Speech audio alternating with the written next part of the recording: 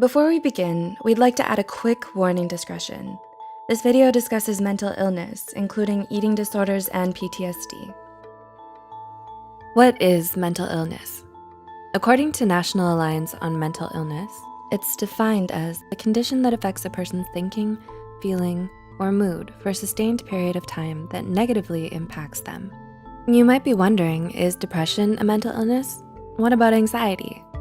Yes, they are. In fact, they're the most common types of mental illnesses. In this video, Psych2Go covers 10 of the most common types of mental illnesses. 1. Anxiety disorders.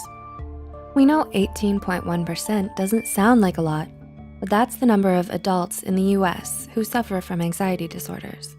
40 million people suffer from symptoms of an anxiety disorder every year. Of those 40 million people, it's estimated that only 36.9% of them will get help. Anxiety disorders rarely appear alone, with depression being a common co-diagnosis. Anxiety disorders come in a few varieties: generalized anxiety disorder, GAD, panic disorder, social anxiety disorder, SAD, and obsessive compulsive disorder, OCD. So, what do all these anxiety disorders have in common?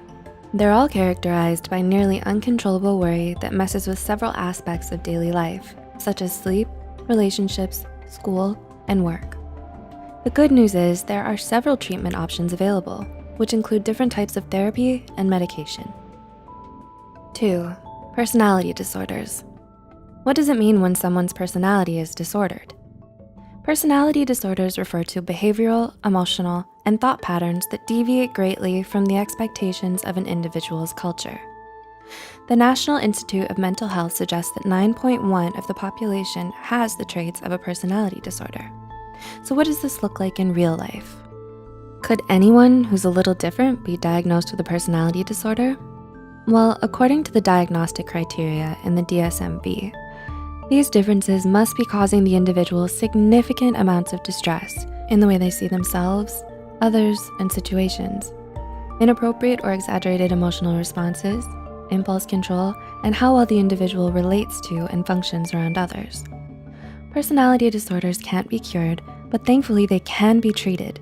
This treatment consists of combinations of medications for the underlying mental health issues, as well as talk therapy. 3. Attention deficit hyperactivity disorder. If we say ADHD, what comes to mind? The stereotype of a person diagnosed with ADHD is usually a small child who's bouncing off the walls or can't finish a task. However, between 7.8% and 11% of children aged 4 to 17 are diagnosed with ADHD any given year. ADHD affects people of all ages and includes multiple symptoms, such as inability to concentrate, forgetfulness, inability to sit still, restlessness, and losing things. An individual's symptoms vary depending on their age, gender, and type of ADHD. Did you know there's actually 3 recognized types of ADHD? They're ADHD, combined type ADHD, impulsive hyperactive type, and ADHD inattentive and distractible type. Most people think meds are the only way to control ADHD, but many people diagnosed with the disorder find relief by using a combination of medications, life coaching, education, and talk therapy. 4. Post-traumatic stress disorder. Did you know that an estimated 6.8% of the US population will develop some form of post-traumatic stress disorder? That's about 19 million people in the US alone. So how does this happen? You, me, everybody will get stressed out by something in our lives. Some people will come across something so stressful that it affects them permanently. For many of them, this stress becomes trauma. A traumatic event is considered any event that should not have happened, such as a natural disaster, an assault, childhood neglect, abuse, starvation, and so on. Stress is a completely normal reaction to trauma, but what happens when the threat is gone? The stress and trauma stops on its own for most people when the mind and body understand the individual is no longer under attack. But what if the mind and body don't get the memo? Post-traumatic stress disorder refers to a prolonged fight or flight response that happens after the stressful event has stopped. Complex post-traumatic stress disorder, CPTSD, refers to the PTSD that occurs due to a series of continued traumatic events, such as childhood abuse. Think of PTSD and CPTSD as the echoes of the stress response. These echoes can happen in the form of emotional flashbacks, nightmares, extreme anxiety or panic, difficulties connecting to others, and an overwhelming sense of fear. So how does someone get help for something so overwhelming? People suffering from PTSD or CPTSD can find relief through trauma therapies, such as eye movement desensitization reprocessing, EMDR, or traditional talk therapies, such as cognitive behavioral therapy, CBT, or dialectical behavior therapy, DBT. 5. Depression. An estimated 6.7% of the US population over the age of 18, 15.7 million people live with depression. Although the occasional low mood is a normal response to negative situations, depression entails low moods that are severe and last longer than 6 weeks. Depression manifests differently in women than men. Women tend to experience depression as feelings of sadness, worthlessness, and shame or guilt. Men tend to mistake the symptoms of depression as fatigue and being easily irritated.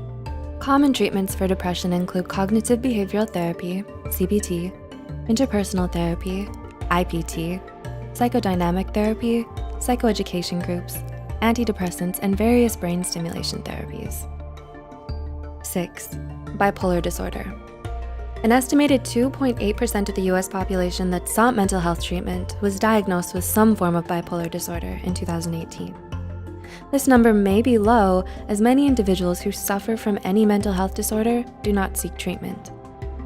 Bipolar disorder means a lot more than just really bad mood swings for a couple of reasons. First, people diagnosed with bipolar disorder cannot completely control these mood swings. And second, these mood swings range from manic, feeling super happy or invincible, doing crazy spontaneous things, grandiosity, and having racing or unrealistic thoughts, to extreme bouts of depression and maybe a little hypomania in between. Living with bipolar disorder isn't easy, but people struggling with the disorder can find a variety of medications and traditional counseling treatments to help them find more balance. 7. Eating disorders. Did you know there are almost as many people living with eating disorders as there are with bipolar disorder? It's true. Approximately 2.7% of individuals who sought treatment were diagnosed with an eating disorder in 2018. The most common question people ask about eating disorders is, what's the difference between not being happy with your body and having an eating disorder? Well, in addition to this total focus on their physical flaws, eating disorders are defined by dysmorphia and the binge, purge, restrict cycle of behavior. This cycle comes from the person's feelings of extreme distress and disgust about their body. This disgust drives the individual who has the disorder to become super focused on their body weight and shape. Leave a comment below if you want to know more about the binge, purge, restrict cycle.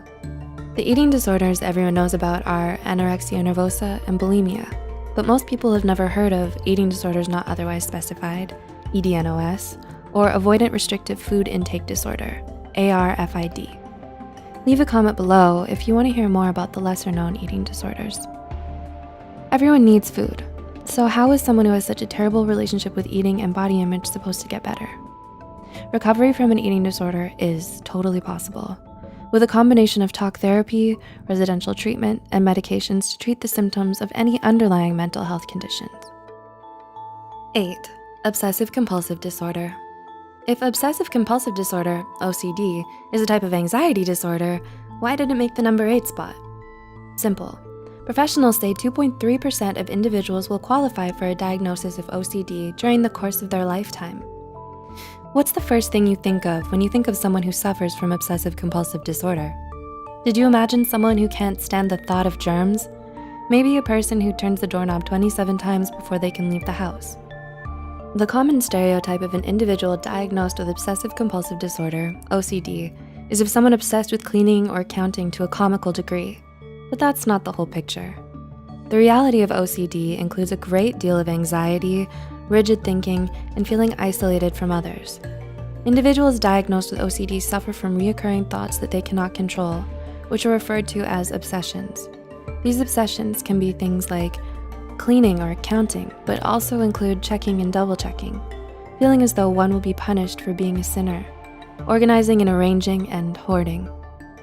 Having obsessions is different from being detail-oriented or a little type A, because individuals who suffer from obsessions experience crippling anxiety due to these thoughts they're unable to control. The compulsions are the actions, such as cleaning, hand washing, arranging, and hoarding, that individuals use to cope with overwhelming anxiety and rigid thinking. So what is someone who lives with the reality of OCD to do? Although there's no cure for OCD, a combination of medical and talk therapy will help them manage their symptoms effectively. 9. Autism spectrum disorder, ASD. We've been hearing more and more about autism spectrum disorder, ASD, in recent years. That's because approximately 1.2% of children, 1 in 59 children, will qualify for diagnosis of autism spectrum disorder in the coming year. ASD begins in childhood, but many individuals are not diagnosed until adolescence or adulthood. ASD is characterized by significantly impaired social interactions, learning, and communication. Individuals with ASD may seem eccentric or unemotional to others, as they do not understand normal social cues. Some of these odd behaviors include seeming off in their own world, repetitive thoughts or behaviors, restricted interests, poor eye contact, and difficulty communicating with others to the point their functioning is greatly impaired. The most common treatments for ASD include special education classes, applied behavioral analysis, ABA therapy, occupational therapy, speech therapy, behavioral management therapy, and medication management. And 10, schizophrenia and psychotic disorders. Did you know 3 out of 100 people will experience the symptoms of psychosis in their lifetime?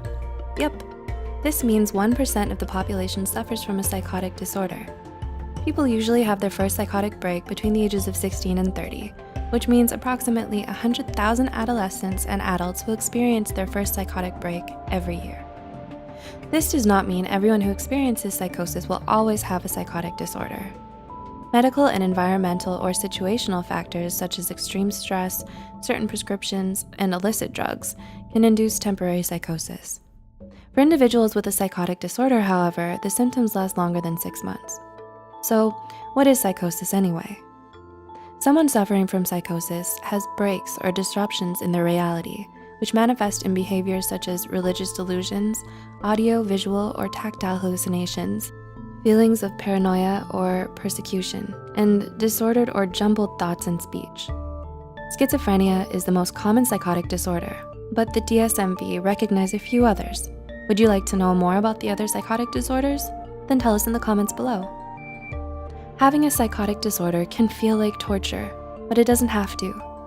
Many people who are diagnosed with some type of psychosis are successfully treated with a combination of specialized medications, therapy, and case management. Have you or a loved one ever dealt with any of the mental illnesses in this article? Were there any symptoms on this list that surprised you? Which mental illnesses do you want to hear more about? Tell us in the comments below. As always, any information provided here is for educational purposes only. If you need mental health counseling or treatment, please contact your insurance company, local college students counseling clinic, or your county crisis line. Help is out there. For more information on mental illness and mental health, stay tuned to Psych2Go. As always, thanks for watching.